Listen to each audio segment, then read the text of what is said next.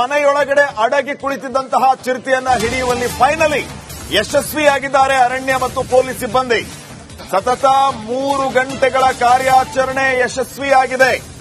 ಕೊನೆಗೂ ಆಪರೇಷನ್ ಚಿರತೆ ಸಕ್ಸಸ್. ಚಾಲಾಕಿ ಚಿರತೆಯನ್ನ ಸೆರೆ ಹಿಡಿಯುವಲ್ಲಿ ಸಿಬ್ಬಂದಿ ಯಶಸ್ವಿಯಾಗಿದ್ದಾರೆ. ಅಧಿಕಾರಿಗಳು ಪೊಲೀಸರಿಂದ ಈ ಜಂಟಿ ಕಾರ್ಯಾಚರಣೆ ನಡೆದಿತ್ತು. ಸತತ 3 ಗಂಟೆವರೆಗೂ ಚಿರತೆಯನ್ನ ಬೋನ್ಗೆ ಹಾಕಿ ಈಗ ಅಲ್ಲಿಂದ ಸಾಗಾಟ ಮಾಡುವ ಕೆಲಸ ಆಗಿದೆ. ಮನೆಯೊಳಗಡೆ ಸೇರಿಕೊಂಡಿತ್ತು ಈ ಚಿರತೆ. 3 ಗಂಟೆಗಳ ಕಾರ್ಯಾಚರಣೆ ನಂತರ ಮನೆಯೊಳಗಡೆ ಇದ್ದ ಚಿರತೆಯನ್ನ ಸೆರೆ ಹಿಡಿಯುವಲ್ಲಿ ಅರಣ್ಯ ಇಲಾಖೆ ಮತ್ತು ಪೊಲೀಸರು ಯಶಸ್ವಿಯಾಗಿದ್ದಾರೆ. ನೇರ ದೃಶ್ಯಾವಳಿಗಳಲ್ಲಿ ತಾವು ಗಮನಿಸ್ತಾ ಇದ್ದೀರಿ. ಬೋನ್ ಮೂಲಕ ಈಗ ಚಿರತೆಯನ್ನ ಶಿಫ್ಟ್ ಮಾಡ್ತಾ ಇರುವಂತಹ ನೇರ ದೃಶ್ಯಾವಳಿಗಳು. ಜಿಗಣಿಯಲ್ಲಿ ಮನೆಯೊಂದರಲ್ಲಿ ನುಗ್ಗಿದ್ದಂತಹ ಚಿರತೆಯನ್ನ ಹಿಡಿದಿದ್ದಾರೆ. ಈಗ ಬೋನ್ ಮೂಲಕ ಆ ಚಿರತೆಯನ್ನ ಶಿಫ್ಟ್ ಮಾಡ್ತಾ ಇರುವಂತಹ ನೇರ ದೃಶ್ಯಾವಳಿಗಳನ್ನ ತಾವು ಗಮನಿಸ್ತಾ ಇದ್ದೀರಿ. ಜನರಲ್ಲಿ ಆತಂಕ ಕಡಿಮೆ ಆಗಿದೆ. ನೆಮ್ಮದಿಯ ನಿಟ್ಟುಸಿರು ಬಿಟ್ಟಿದ್ದಾರೆ ಆ ಭಾಗದ ಜನ. ಯಾಕಂದ್ರೆ ಮತ್ತೆ ಚಿರತೆ ಪ್ರತ್ಯಕ್ಷ ಆಯ್ತಲ್ಲಪ್ಪ ಬೆಂಗಳೂರಲ್ಲಿ ಅಂತ ಹೇಳಿ ಒಂದು ಆತಂಕ ಮನೆ ಮಾಡಿತ್ತು.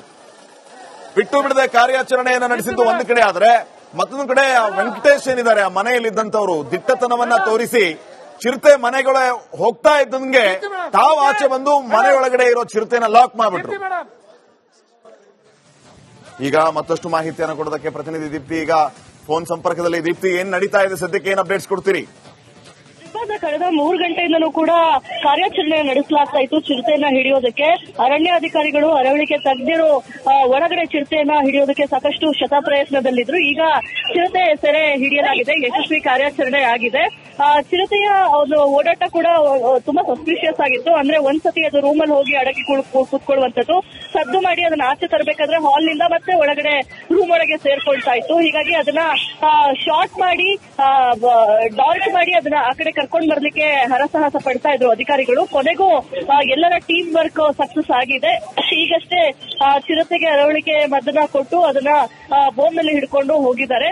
ಎಲ್ಲೋ ಒಂದ್ ಕಡೆ ಜನ ಕೂಡ ಹರ್ಷೋದ್ಗಾರದಿಂದ ಇದ್ದಾರೆ. ಯಾಕಂತ ಹೇಳಿದ್ರೆ ಕಳೆದ 5-6 ಗಂಟೆಯಿಂದಲೂ ಕೂಡ ಒಂದ್ ರೀತಿಯಲ್ಲಿ ಭಯದ ವಾತಾವರಣ ಇಲ್ಲಿ ಸೃಷ್ಟಿಯಾಗಿತ್ತು. ಯಾಕಂತ ಹೇಳಿದ್ರೆ ಈ ಒಂದು ಬಡಾವಣೆಯಲ್ಲಿ ಈ ಹಿಂದೆ ಎಲ್ಲೂ ಕೂಡ ಚಿರತೆ ಓಡಾಟ ಎಲ್ಲೂ ಕಾಣಿಸ್ಕೊಂಡಿರ್ಲಿಲ್ಲ. ಆದ್ರೆ ಇವತ್ತು ಏಕಾಏಕಿ ಬೆಳಗ್ಗೆ 8 ಗಂಟೆಗೆ ಮನೆಯೊಳಗೆ ಚಿರತೆ ಬಂದಿರುವಂತಹ ಬೆನ್ನಲ್ಲೇ ಜನ ಕೂಡ ಭಯಭೀತರಾಗಿದ್ರು. ಎಲ್ಲೊಂದ್ ಕಡೆ ಇಲ್ಲಿ ವೆಂಕಟೇಶ್ ಅವರನ್ನ ನಿಜಕ್ಕೂ ಕೂಡ ಅವರ ಧೈರ್ಯಕ್ಕೆ ಮೆಚ್ಚಲೇಬೇಕು. ಜನ ಕೂಡ ಅದನ್ನ ಹೇಳ್ತಾ ಇದ್ದಾರೆ. ಯಾಕಂದ್ರೆ ಅವರು ಹಾಗೆ ಓಡ್ ಬಂದ್ಬಿಟ್ಟಿದ್ರೆ ದೊಡ್ಡ ತೊಂದರೆ ಅಪಾಯಗಳು ನಡೀತಾ ಇತ್ತು.